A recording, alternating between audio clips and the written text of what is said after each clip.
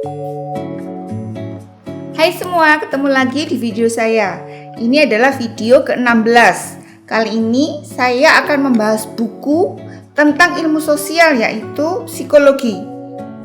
Buku Think Again ini ditulis oleh Adam Grant, seorang profesor psikologi organisasi di University of Pennsylvania. Saya mengincar buku ini udah setahun yang lalu, tapi baru diterbitkan dengan edisi bahasa Indonesia tahun ini. Buku ini menarik sekali dan saya merasa harus membagikannya pada Anda semua. Buku ini mengundang Anda untuk melepaskan informasi dan opini yang tidak lagi bermanfaat bagi Anda dan mengajak Anda untuk membangun konsep diri yang fleksibel alih-alih konsisten. Ya, jadi intinya fleksibel. Intisari buku Think Again yang saya ulas di video ini adalah sebagai berikut. Berpikir ulang untuk diri sendiri, berpikir ulang untuk lingkup antar pribadi, dan berpikir ulang dalam lingkup kelompok. Jika Anda punya bisnis, punya pegawai, sering bernegosiasi dengan orang lain, dan Anda sebagai orang tua yang memiliki anak, balita maupun ABG, harus tonton video ini.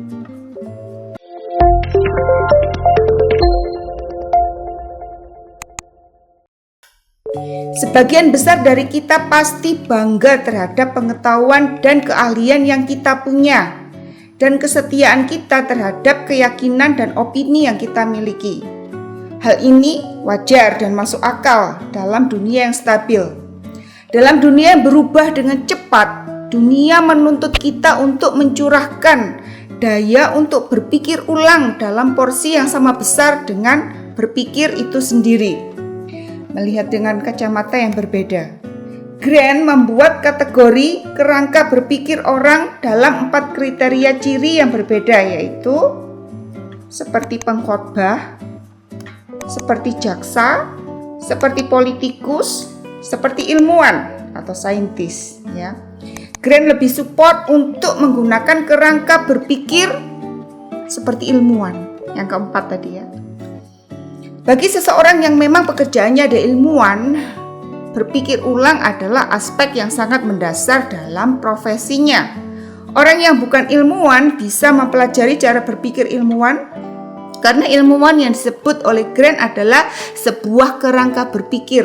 Ya. Ilmuwan adalah kerangka berpikir, bukan profesi semata. Sama seperti entrepreneur, ya. Adalah juga kerangka berpikir, bukan semata profesi. Seseorang yang memiliki jiwa entrepreneur tidak harus berprofesi sebagai pebisnis. Bagaimana berpikir seperti ilmuwan? Cirinya sebagai berikut ya. 1. Terus-menerus menyadari bahwa pengetahuan dan pemahaman Anda punya batas. 2. Meragukan apa-apa yang sudah diketahui. 3. Ingin mempelajari hal-hal yang belum Anda tahu. 3. Memperkaya. 4. Memperkaya pandangan Anda berdasar data. Kita menggunakan alam pikir ilmuwan saat hendak mencari kebenaran. Kita melakukan eksperimen untuk menguji hipotesis dan menemukan pengetahuan. Hipotesis itu adalah pernyataan dan dugaan sementara dalam suatu penelitian untuk nanti diuji validitas dan keabsahan ilmiahnya. Sepintar apapun dia, tanpa motivasi untuk berubah pikiran, dia akan kehilangan beragam kesempatan untuk berpikir ulang. Think again.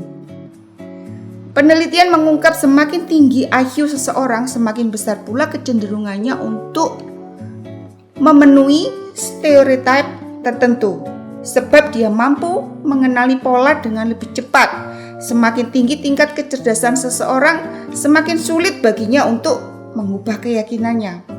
Terdapat penelitian yang mengkaji bahwa si jago matematika juga jago menganalisis data, tapi hanya data yang tidak memiliki aspek emosional.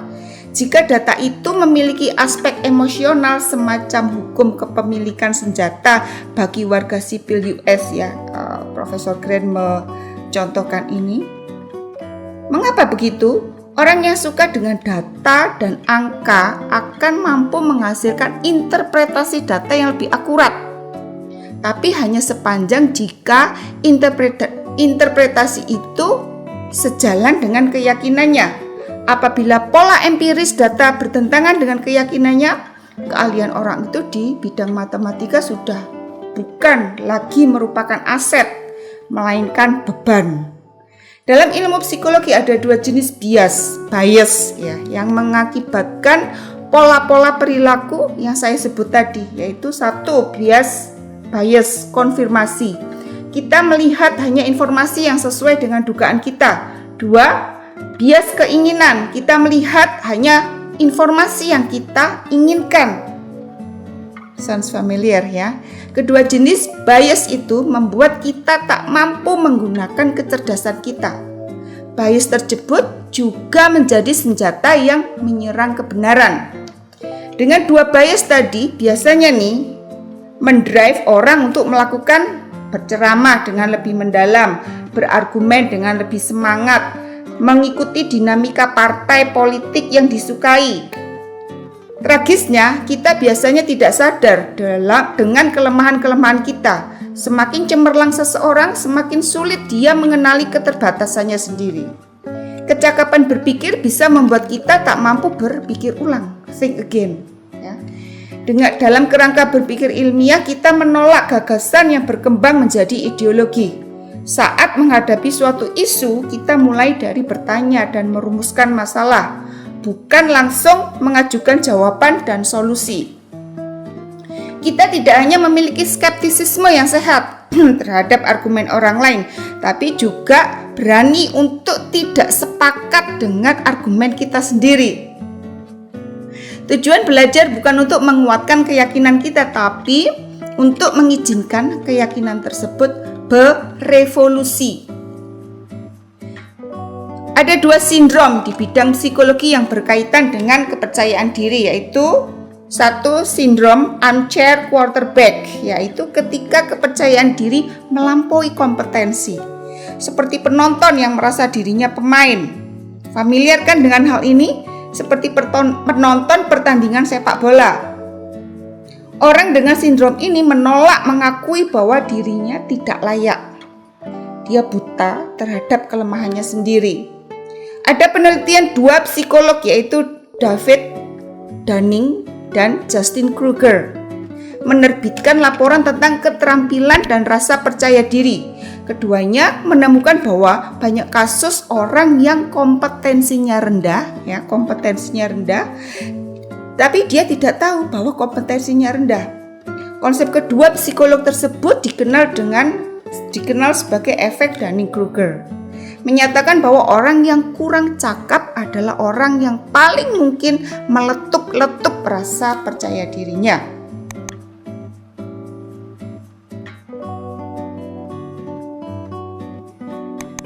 Terus kemudian yang kedua, sindrom penyamar, kebalikan dari sindrom tadi ya, armchair quarterback ya. Yang ini adalah sindrom penyamar, yaitu ketika kompetensi melampaui rasa percaya diri, kebalikannya.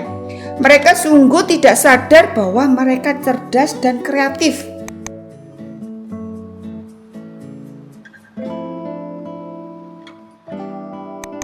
Kedua sindrom ini memiliki celah yang berseberangan. Keduanya berada di titik ekstrim, ya. Maka orang-orang di kedua titik ini juga enggan berpikir ulang, ya. Jadi orang yang dengan kedua sindrom tadi berada di dua titik ekstrim, ya. Makanya orang-orang ini bisa dikategorikan juga enggan berpikir ulang. Tingkat kepercayaan diri yang ideal berada di tengah-tengah kedua titik itu. Lalu bagaimana menemukannya? Berikut ada pertanyaan yang ada di buku. Silakan jawab ya masing-masing dalam hati. Oke. Ini pertanyaan jebakan ini. Nomor 1 adalah, mengapa bahasa Inggris menjadi bahasa resmi Amerika Serikat? Yang kedua, pekerjaan Walt Disney sebelum menggambar Mickey Mouse apa? Yang ketiga, pada penerbangan luar angkasa, manusia pertama kali melihat tembok Cina. Apakah seperti itu? Salah satu hal yang membuat penulis terganggu, maksudnya Adam Grant, adalah orang yang sok tahu, pura-pura paham akan suatu hal, padahal dia tidak paham sama sekali. Di atas adalah contoh kuis untuk menilai tingkat pengetahuan umum. Hasilnya, semakin tinggi penilaian peserta terhadap kadar pengetahuannya, semakin berlebih pula anggapannya terhadap dirinya. Akibatnya, semakin rendah keinginannya untuk belajar dan memperbaiki diri. David Dunning tadi mengatakan peraturan pertama dalam gen Dunning-Kruger adalah Anda tidak tahu Anda adalah anggotanya. Dulu waktu zaman saya masih muda ya, orang tidak sadar kalau dirinya anggota Perkemi, ya tahu Perkemi ya, Persatuan Kemeruh Indonesia, atau Perkempol, ini guyonan ini, Persatuan Kemeruh Pol. Jawaban pertanyaan di atas adalah sebagai berikut ya. Yang nomor 1 tadi, Amerika tidak punya bahasa resmi. Terus yang kedua, Walt Disney tidak menciptakan gambar Mickey Mouse. Yang menggambar adalah animatornya gitu ya. Jadi bukan Walt Disney sendiri. Terus yang ketiga, kita tidak bisa melihat tembok Cina dari luar angkasa. Kepercayaan diri adalah tentang seberapa yakinnya kita terhadap diri sendiri. Hal ini berbeda dari keyakinan yang kita punya terhadap kompetensi kita. Seseorang dapat bersikap percaya diri bahwa dia mampu mencapai tujuan di masa depan. Pada saat yang sama, dia juga cukup rendah hati untuk mempertanyakan apakah dia punya kemampuan yang tepat untuk mewujudkan cita-citanya. Itulah titik keseimbangan yang kita cari. Yang kita inginkan di sini adalah kepercayaan diri yang rendah hati. Kita percaya pada kemampuan kita, tapi tidak lupa bahwa kita mungkin tidak punya semua solusi untuk banyak persoalan, bahkan mungkin keliru dalam merumuskan masalah. Dengan begitu kita punya cukup ruang untuk meragukan pengetahuan kita terdahulu dan memiliki kepercayaan diri yang ideal untuk mendapatkan pengetahuan baru.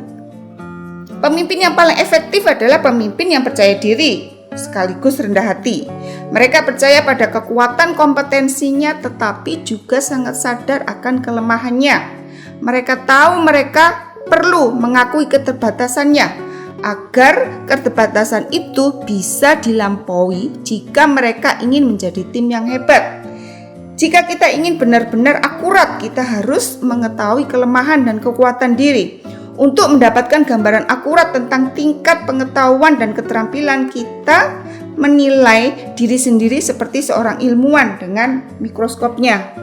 Akan tetapi, salah satu keyakinan saya, maksudnya penulis ya, yang baru adalah terkadang kita lebih baik menilai diri sendiri sedikit lebih rendah ya. Ini adalah pernyataan dari Profesor Adam Grant ya, bahwa yang terbaik adalah kita menilai diri sendiri sedikit lebih rendah. Melepaskan diri dari identitas.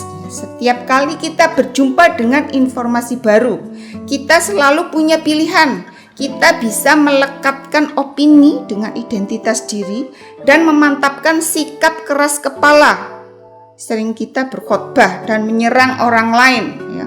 Atau kita bisa memilih berpikir seperti ilmuwan. Kita bisa memandang diri kita sebagai seseorang yang komitmennya terletak pada pencarian kebenaran, meskipun pencarian itu membuktikan bahwa pandangan atau pikiran kita salah. Coba sanggah diri sendiri, apakah kita terbukti salah? Tidak perlu merasa sedih ya. Malah kita harusnya berkata, "Hey, saya menemukan sesuatu yang baru." Berpikir ulang atau think again memberikan kita kemerdekaan untuk melakukan lebih dari sekedar memperbarui pengetahuan dan pendapat kita. Jika pengetahuan adalah kebijaksanaan, mengetahui apa yang tidak kita ketahui adalah kebijaksanaan. Kita semua dapat mengasah kemampuan berpikir ulang. Apapun kesimpulan yang kita capai, dunia akan menjadi tempat yang lebih baik kalau saja semua orang lebih sering berpikir dengan kacamata seorang ilmuwan ya, bukan kacamata kuda. Nah, bagaimana cara kita melatih kebiasaan untuk berpikir ulang? Berikut adalah tips ya, tips yang diberikan oleh Profesor Grant di buku ini. 1. Berpikirlah seperti seorang ilmuwan saat Anda sedang membangun opini. Perlakukan opini Anda tersebut sebagai hipotesis, lalu uji dengan data. Seperti entrepreneur yang belajar memperlakukan strategi usaha mereka seperti sebuah eksperimen. Anda pun bisa belajar lincah mengadaptasi pendapat Anda. 2. Maknai identitas diri Anda dengan nilai yang dianut, ya. Berdasarkan nilai yang dianut, bukan opini.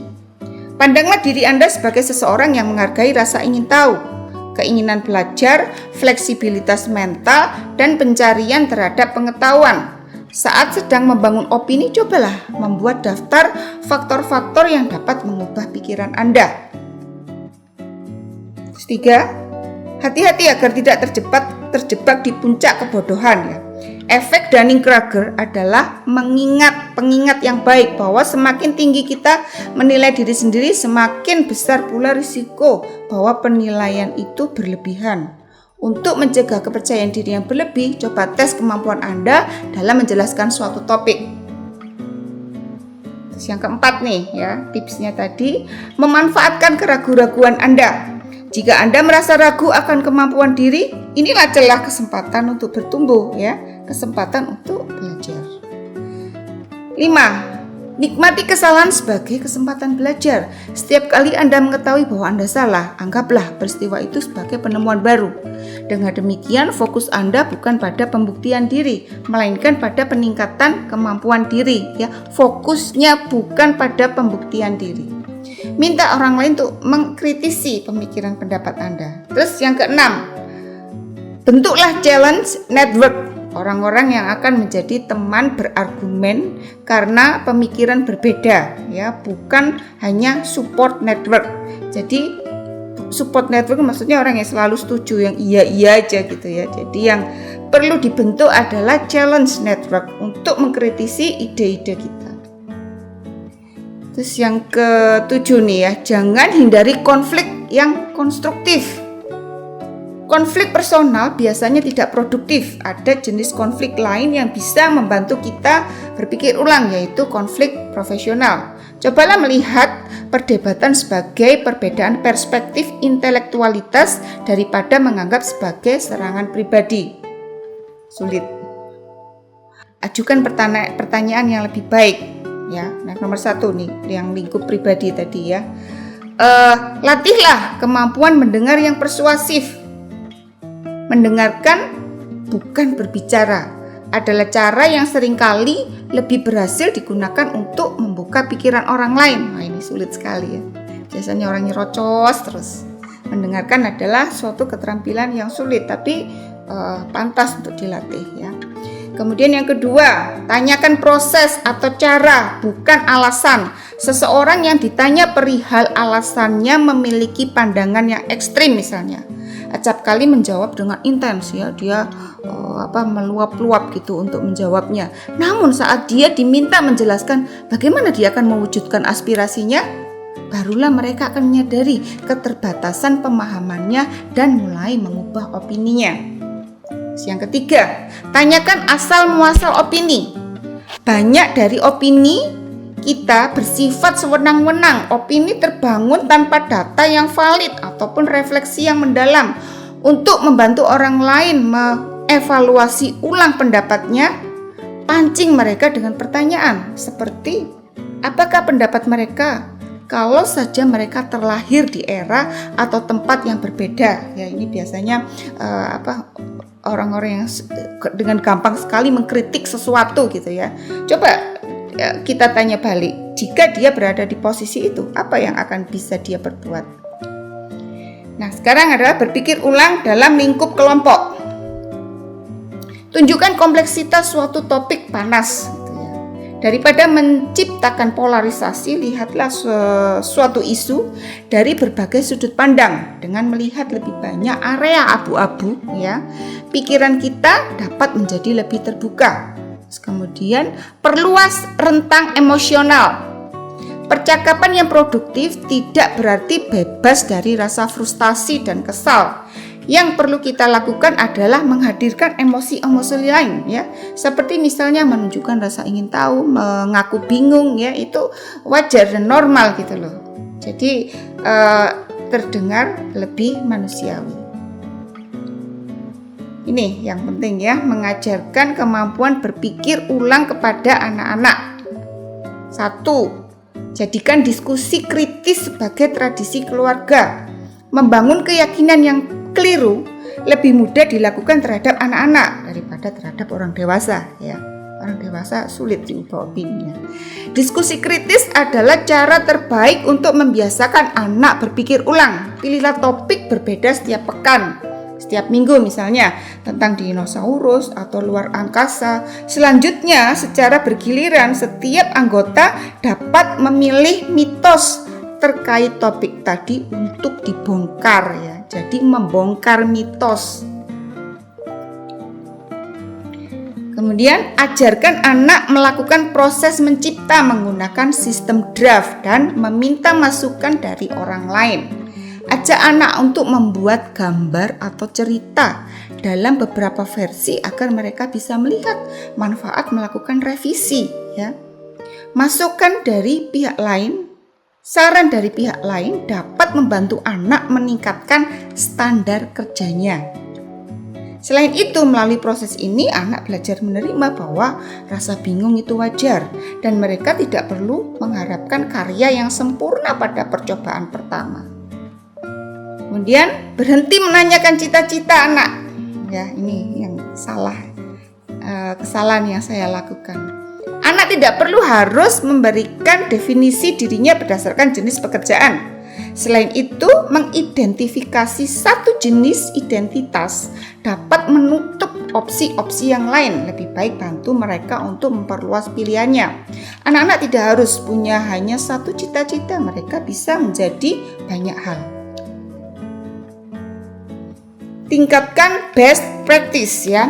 Hal-hal yang dianggap praktik terbaik menyiratkan keadaan yang sudah ideal. Kemudian membangun rasa aman secara psikologis dalam kelompok. Dengan budaya belajar, anggota kelompok akan merasa nyaman untuk bertanya tanpa takut dihukum. Rasa aman secara psikologis seringkali dimulai dari pemimpin yang mampu memperlihatkan sikap rendah hati, ya. Jadi dalam suatu kelompok itu kasihan banget kalau misalnya ada yang pingin nanya gitu, ya, terus dia takut nanti dianggap pertanyaannya bodoh. Pandang masa depan dengan pikiran terbuka, luangkan waktu untuk berpikir ulang, ya. Penulis melakukan hal ini, menyisihkan waktu, maksudnya penulis di sini Profesor Grant, ya, menyisihkan waktu seminggu sekali untuk berpikir ulang dan belajar dari nol. Dia menghubungi challenge network, ya, bukan support network, dan bertanya, ide dari opini apa dari diri saya yang perlu saya pertimbangkan ulang. Oke. Semoga apa yang ada di buku Think Again ini bisa membuat kita bertumbuh. Seseorang yang mampu menguasai seni berpikir ulang memiliki potensi untuk sukses dalam pekerjaannya dan bahagia. Terima kasih telah menonton. Nantikan video saya selanjutnya dengan buku-buku terbaru, buku-buku yang menarik dan menambah ilmu dan wawasan. Bye.